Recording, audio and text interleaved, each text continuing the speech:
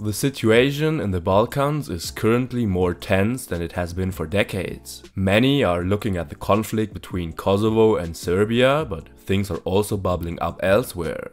It is about Bosnia and Herzegovina, which is plagued by deep ethnic tensions. At the Munich Security Conference, the EU's foreign affairs minister warned that the situation in the country is more worrying than ever before and that it is on the verge of violent breakup. And high-ranking politicians in the country also speak of the state having no future because it is beset by too many problems. But why exactly is the situation in Bosnia and Herzegovina so extremely tense? And how likely is it that the country will actually break apart? We take a look at all of these questions in today's video. Enjoy! The region of Bosnia and Herzegovina has always been a powder keg and there have been repeated conflicts in the past.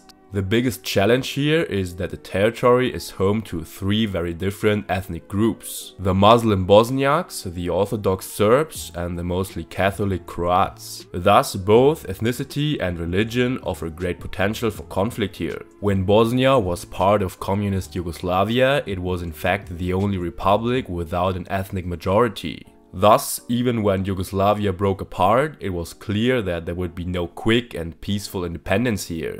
The Bosnian War broke out, which is considered one of the most brutal conflicts in recent decades, with extremely brutal ethnic cleansing between groups. In total, the war claimed 100,000 lives and more than 2 million people were displaced from their homes. The Americans eventually intervened and forced all three sides to negotiate. However, due to the deep divisions between ethnic groups caused by the war, it quickly became clear that no simple solution could be found. Thus, the result was the Dayton Agreement, which in 1995 created a highly decentralized state with two large self-governing entities. One part was the Republic of Srpska, inhabited mainly by Serbs, and the other part was the Federation of Bosnia and Herzegovina, composed of Croats and Bosniaks. In addition, representatives of all three ethnic groups were given veto power over important political decisions. What may sound like a good balance in theory, however, made the state of Bosnia and Herzegovina incapable of acting in many political areas from the very beginning. The division between the three groups is simply too great and each has a different idea about the future of the state. Bosniak politicians advocate centralizing the state as a whole in order to make it more capable of acting and to achieve accession to the European Union.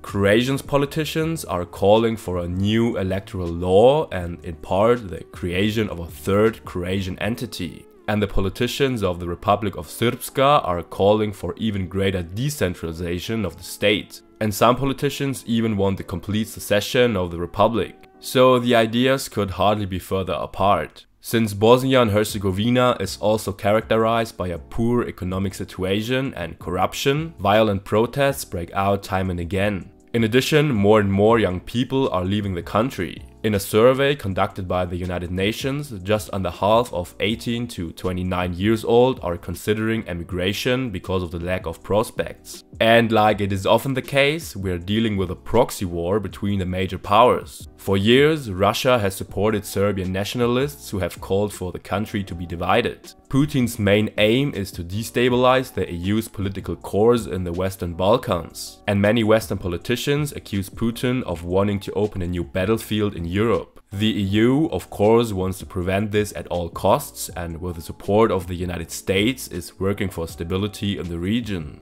It repeatedly acts as a mediator between the ethnic groups and also granted the country the official status of an EU accession candidate on December 15, 2022. But the most important question is, what does the future hold for Bosnia and Herzegovina? Will there be a violent breakup or can the country be held together in the long term? Domestically, the situation is very complicated because, as already indicated, the future plans for the country are very different. But geopolitically, however, the situation looks relatively clear. The country is almost exclusively surrounded by NATO countries, and NATO soldiers have also been stationed in the country since the Bosnian War. Currently, there are still up to 1,000 soldiers stationed. And NATO will certainly not tolerate a breakup or a new war between the ethnic groups. In addition, the closure of the airspace of the surrounding countries makes it more and more difficult for Russia to support the separatists. Moreover, the country's politicians live off the international subsidies that keep the state alive. and that would likely be cut off in the event of a war. Thus, from these perspectives, a breakup seems rather unlikely. Nevertheless, we know that the rash actions of a few politicians are usually enough to trigger a far-reaching conflict. The numerous economic and political problems naturally aggravate the situation. Many Bosnians see EU accession as a salvation, but even this is far from assured and will drag on for many years. The situation therefore remains tense. So that was it for the video. If you enjoyed this video, I also recommend you my video about the planned succession of Corsica from France. See you in this video, and I say bye.